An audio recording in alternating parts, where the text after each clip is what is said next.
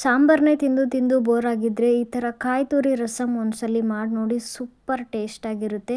ಪಕ್ಕಾ ಎಲ್ರಿಗೂ ಇಷ್ಟ ಆಗೋದಂತೂ ಗ್ಯಾರಂಟಿ. ಕಡಿಮೆ ಟೈಮಲ್ಲಿ ಮಾಡ್ಕೊಳ್ಬಹುದು. Welcome back to Saviruchi Surekha channel. ನಮ್ಮ ಚಾನಲ್ಗೆ ಯಾರ್ಯಾರು ಹೊಸದಾಗಿ ವಿಸಿಟ್ ಮಾಡ್ತಿದ್ದೀರಾ ದಯವಿಟ್ಟು ಸಬ್ಸ್ಕ್ರೈಬ್ ಮಾಡ್ಕೊಳ್ಳಿ. ಎಲ್ಲ ರೆಸಿಪಿ ವಿಡಿಯೋಸ್ನ ನೋಡಿ ಲೈಕ್ ಮಾಡಿ, ಹಾಗೆ ಬೆಲ್ ಐಕನ್ನ ಪ್ರೆಸ್ ಮಾಡ್ಕೊಳ್ಳಿ. ಇಂಗ್ರೀಡಿಯೆಂಟ್ಸ್ ಬಂದು ಕೊತ್ತಂಬರಿ ಸೊಪ್ಪು, ಬೆಳ್ಳುಳ್ಳಿ, ಹಾಗೆ 3 ಹಸಿರುಮೆಣಸಿನ್ಕಾಯಿ ತೊಗೊಂಡಿದ್ದೀನಿ. ಒಂದು ನಿಂಬೆಹಣ್ಣಿನ ಗಾತ್ರದಷ್ಟು ಹುಣಸೆಹಣ್ಣು ನೆನೆಸಿಟ್ಕೊಂಡಿದ್ದೀನಿ. ರುಚಿಗೆ ಉಪ್ಪು, ಕರಿಬೇವು, ಕಾಳುಮೆಣಸು, ಹಾಗೆ ಜೀರಿಗೆ, ಸ್ವಲ್ಪ ಕೊಬ್ಬರಿನ ಹೆಚ್ಚಿಟ್ಕೊಂಡಿದ್ದೀನಿ.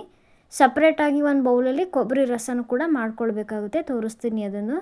ಇವಾಗ ಈ ಎಲ್ಲ ಇಂಗ್ರೀಡಿಯೆಂಟ್ಸ್ನು ಒಂದು ಮಿಕ್ಸಿ ಜಾರ್ಗೆ ಹಾಕ್ಕೊಂಡ್ಬಿಟ್ಟು ಫೈನ್ ಪೇಸ್ಟಾಗಿ ರುಬ್ಕೊಳ್ಬೇಕಾಗುತ್ತೆ.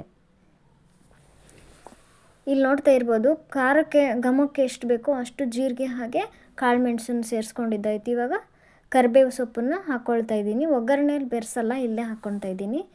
ಇವಾಗ ಸ್ವಲ್ಪ ಮಸಾಲೆಯಲ್ಲಿ ಸ್ವಲ್ಪ ಕೊಬ್ಬರಿ ಹಾಗೆ ರುಚಿಗೆ ಉಪ್ಪು ಇವಾಗಲೇ ಹಾಕ್ಕೊಳ್ತಾ ಇದ್ದೀನಿ. ಈಗ ನೆನೆಸಿ ಶೋಧಿಸಿಟ್ಕೊಂಡಿರುವಂಥ ಹುಣಸೆಹಣ್ಣಿನ ರಸ ಇಷ್ಟನ್ನು ಸ್ವಲ್ಪ ನೀರು ಹಾಕ್ಕೊಂಡು ಇಲ್ಲಿ ತೋರಿಸ್ತಿರೋ ಕನ್ಸಿಸ್ಟೆನ್ಸಿಯಾಗೆ ಫೈನ್ ಪೇಸ್ಟಾಗಿ ನೀವು ರುಬ್ಕೋಬೇಕು. ಇದು ಒಂದು ಅರ್ಧ ಬೌಲ್ ಆಗುವಷ್ಟು ಕೊಬ್ಬರಿ ತುರಿನ ತೊಗೊಂಡು ಅದನ್ನು ಕೂಡ ಗ್ರೈಂಡ್ ಮಾಡಿ ಇಟ್ಕೊಂಡಿದ್ದೀನಿ. ಈಗ ಪಾತ್ರೆ ಕಾಯ್ದಿದೆ, ಅದಕ್ಕೆ ಸ್ವಲ್ಪ ಒಗ್ಗರಣೆಗೆ ಎಣ್ಣೆ ಹಾಕ್ಕೊಳ್ತಾ ಇದ್ದೀನಿ. ಜೀರಿಗೆ ಮತ್ತು ಸಾಸಿವೆನ ಹಾಕ್ಕೊಳ್ತಾ ಇದ್ದೀನಿ. Stove medium ಫ್ಲೇಮಲ್ಲಿರಲಿ.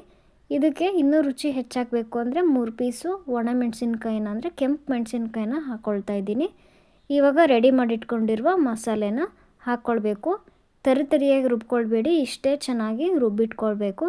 ಇವಾಗ ಇದನ್ನು ಹಸಿ ಅಂಶ ಹೋಗೋವರೆಗೂ ನಾವು ಚೆನ್ನಾಗಿ ಬೇಯಿಸ್ಕೊಳ್ಬೇಕಾಗುತ್ತೆ. ಮೀಡಿಯಮ್ ಫ್ಲೇಮಲ್ಲೇ ಇರಲಿ, ಹೈ ಫ್ಲೇಮಲ್ಲಿ ಬೇಡ. ಈ ಥರ ಚೆನ್ನಾಗಿ ಬಾಡಿಸ್ಕೊಳ್ತಾ ಇರಬೇಕು.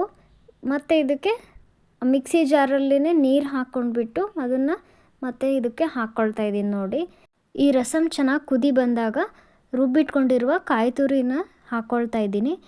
ಸ್ಟವ್ನ ಹೈ ಫ್ಲೇಮಲ್ಲಿ ಇಟ್ಕೊಂಡು ಒಂದು 5 ನಿಮಿಷನಾದರೂ ಚೆನ್ನಾಗಿ ಕುದಿಯೋಕ್ಕೆ ಬಿಟ್ಬಿಡಬೇಕು. ಒಳ್ಳೆ ಟೇಸ್ಟ್ ಬರುತ್ತೆ.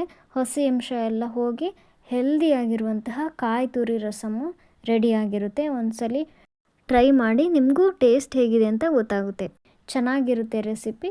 ಈ ವಿಡಿಯೋ ಇಷ್ಟ ಆದರೆ ಲೈಕ್ ಮಾಡಿ, ಶೇರ್ ಮಾಡಿ. ನಮ್ಮ ಚಾನಲ್ ಸಬ್ಸ್ಕ್ರೈಬ್ ಮಾಡದೇ ಇರೋರು ದಯವಿಟ್ಟು ಸಬ್ಸ್ಕ್ರೈಬ್ ಮಾಡಿ. Thank you.